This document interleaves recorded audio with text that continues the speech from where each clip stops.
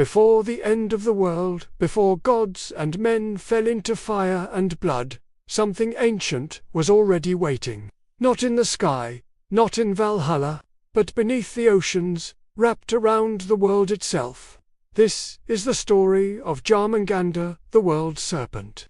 A creature so vast that its body encircled Midgard, so feared that even the gods could not destroy it, and so bound to fate that its death would signal the end of everything. Jörmungandr was not born by accident.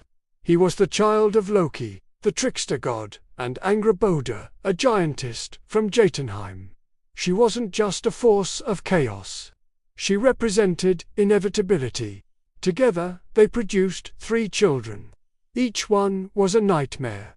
There was Hel, the future ruler of the dead; Fenrir, the wolf destined to kill Odin himself; and Aegir, Jörmungandr, the serpent who would one day poison the world. When the gods of Asgard learned of these children, they did not see infants. They saw prophecies.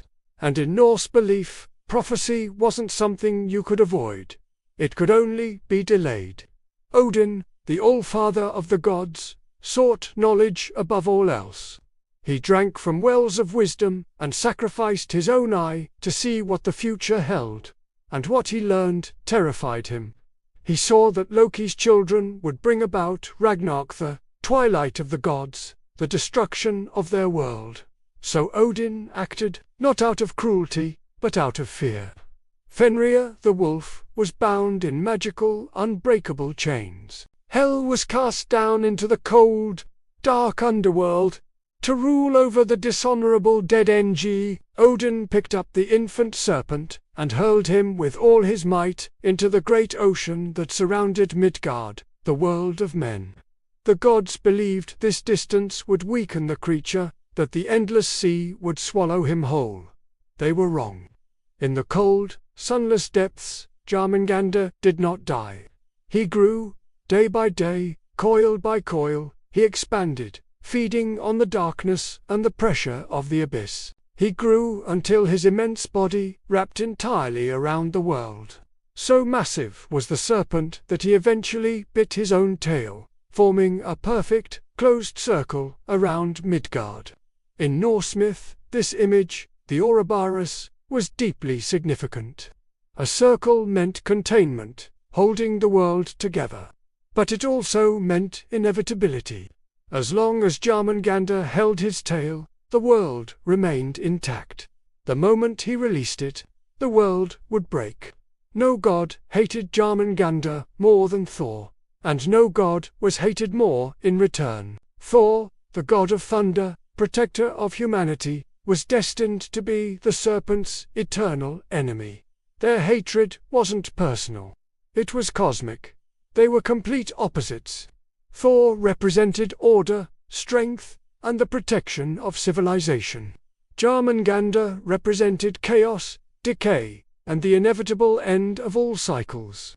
Their final, fatal clash was written into the fabric of fate itself. They would meet 3 times, but only the last would be final. One of the most famous Norse myths tells of a fishing trip that almost ended the world. Thor, always looking for a challenge, disguised himself as a young man and joined the giant Hymir on his boat.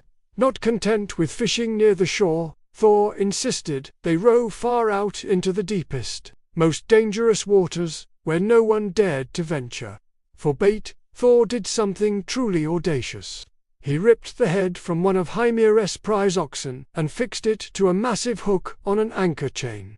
He cast a line into the abyss, and he waited. Suddenly, something enormous took hold. The line went taut, so tight it hummed. The little fishing boat groaned, threatening to splinter. Thor pulled. The entire sea churned and boiled. The sky darkened as storm clouds gathered. On the shore, mountains trembled. Thor dug his feet into the bottom of the boat with such force that they smashed right through the hull. His heels braced against the sea floor itself. He was in a cosmic tug-of-war. Slowly, painfully, Thor dragged Jörmungandr from the depths. The serpent's colossal head broke the surface, venom and seawater spewing from its jaws. For a breathtaking moment, the god of thunder and the world serpent locked eyes. Fate itself held its breath. The end of the world was right there. Thor raised his hammer, Mjolnir, ready to smash the serpent's skull and end the prophecy then and there. But Hymir, the giant, panicked. Seeing the monster that coiled beneath his boat, he was overcome with terror. Fearing the entire world would be torn apart, he grabbed a knife and cut the fishing line. With a deafening roar, Jörmungandr fell back into the ocean's depths. The world survived, but only temporarily. The prophecy was delayed, not defeated. Jörmungandr was never just a monster. He was a powerful symbol.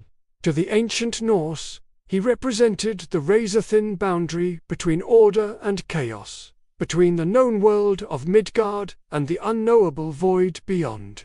He was the personification of the ocean itself, force that could give life through fishing and trade, but could also bring destruction with storms and floods. Most importantly, he embodied the idea that destruction is a natural, necessary part of the cosmic cycle.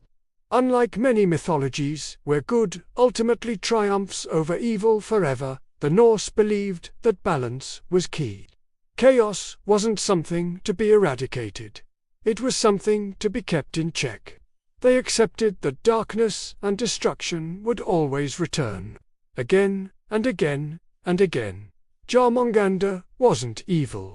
He was just doing his job. And so, at the end of time, the signs of Ragnarök begin. A winter 3 years long grips the world, the bonds of family and society break down. Brother turns against brother. The great wolf skull finally catches and devours the sun, and his brother Haughty eats the moon, plunging the world into darkness. And then, the final sign appears. Deep in the churning, black ocean, Jörmungandr releases his tail. The circle is broken. The oceans have no boundary, and they rise in a cataclysmic flood. Poison from his breath fills the air and the water. The great serpent, no longer confined to the sea, slithers onto the land, his massive body crushing forests and mountains as he makes his way to the final battlefield.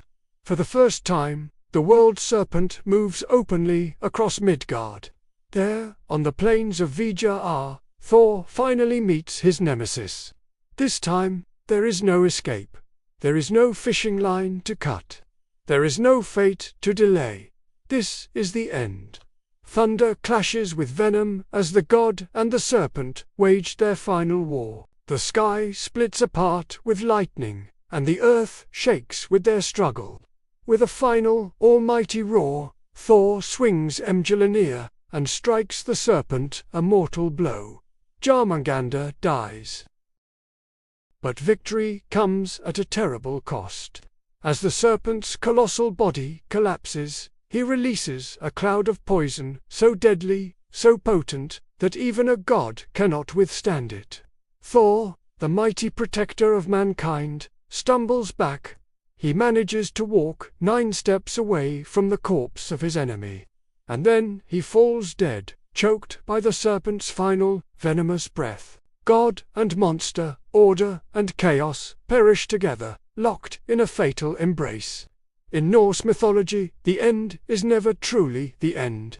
After Ragnarök raises the world, after fire and flood have cleansed everything, the world rises again from the sea. It is green, beautiful, and new. A new generation of gods emerges. A new pair of humans repopulates the earth. Life begins once more. And in this cycle of death and rebirth, Jörmungandr's role remains essential. He wasn't a villain to be defeated.